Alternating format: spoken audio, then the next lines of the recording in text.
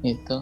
Nah, yang menarik kalau maknai dari pembelajaran sudut pandang itu, apakah kita mulai dari kapan tuh Pak? Apa dari pada saat remaja kah, atau pada saat usia-usia sekarang ini, atau gimana tuh Pak? Untuk memaknai, oh nyata gue harus latihan sudut pandang yang positif nih, kayak gitu. Sejak berkali-kali saya expert menjadi seorang yang gagal, Pak. Leadership is fun. Oke. Keren tuh, keren. Keren.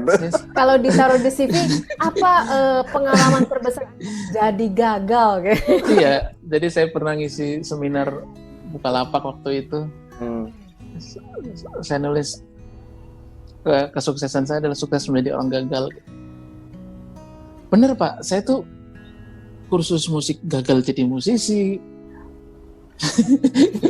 Padahal di rumah ada alat band lengkap ya. Iya, tapi tidak jadi musisi. Ya kan?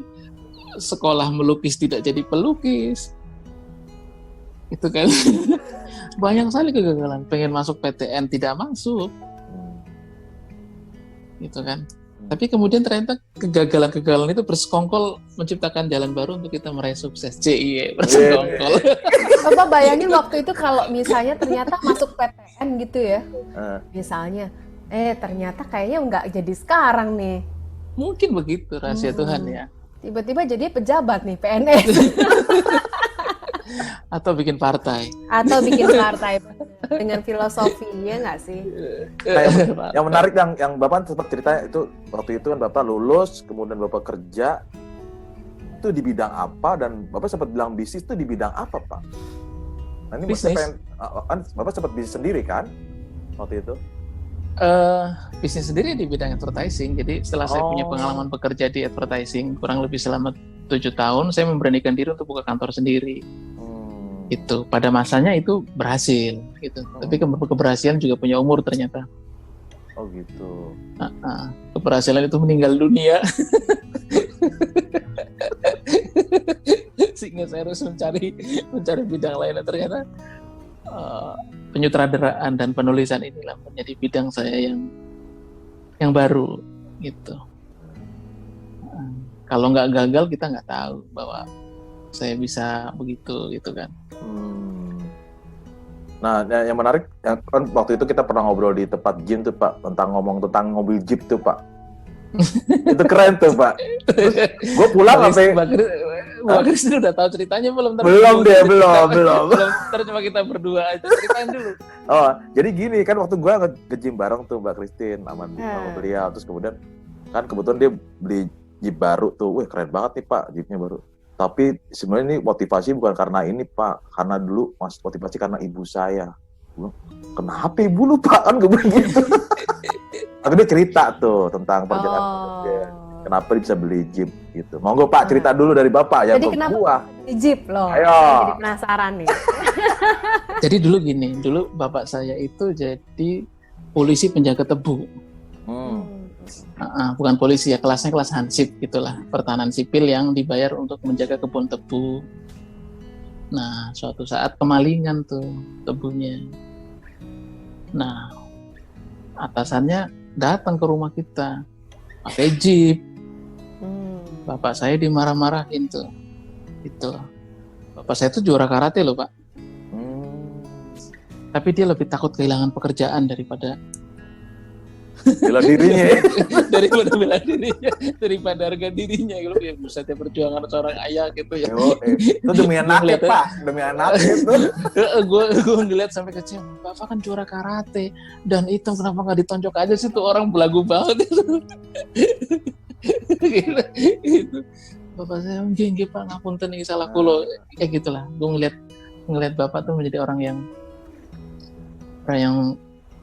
yang kuat dalam hal bela diri, tapi sangat penakut pada saat itu gitu. Karena takut kehilangan pekerjaannya gitu kan. Nah, gara-gara orang itu pakai Jeep, maka ukuran kesuksesan ibu adalah pakai Jeep. Ibu sampai bilang, kamu harus balas orang itu. Gitu. Kalau dia punya Jeep, kamu harus punya Jeep. Tapi kelakuan kamu jangan kayak orang itu. Dia bilang gitu. Jeepnya harus sama, tapi kelakuannya harus lebih bagus daripada orang itu. Dia bilang gitu. Udah, itu tertancap, orang sukses itu harus punya Jeep. Harus punya Jeep gitu. Akhirnya saya beli Jeep. Jeep itu kan keras. Iya, nggak enak. Oh iya, ngerti banget itu. Cedak.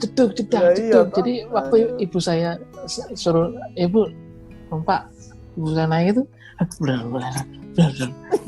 gitu kan.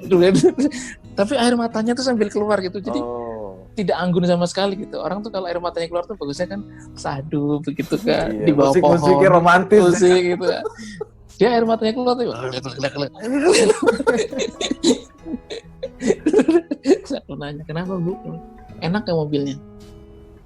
Mobilnya itu sakit banget di badan, tapi nyaman banget di hati. Langsung jusuk ya. Langsung nangis yang nyetir ya. Udah habis itu nggak lama kemudian saya jual lagi. Iya, dijual lagi ya. Dijual lagi, kagak enak. Yang penting kan udah beli Jeep, gitu. Udah Iya, beli Jeep udah beli satu Jeep. ininya orang tua ini. Tapi ya itu keren sih, maksudnya. Seandainya saya tidak melihat bapak saya yang jago karate itu dimaki-maki, mungkin juga ya nggak kegores sih saya. Gitu. Bayang jago karate loh. Iya ya. Low profile banget bokap lu ya, Pak. Hanya gara-gara mengharapkan gaji 6.000 sebulan sampai begitu. Pak, itulah pengorbanan yang lain. Iya.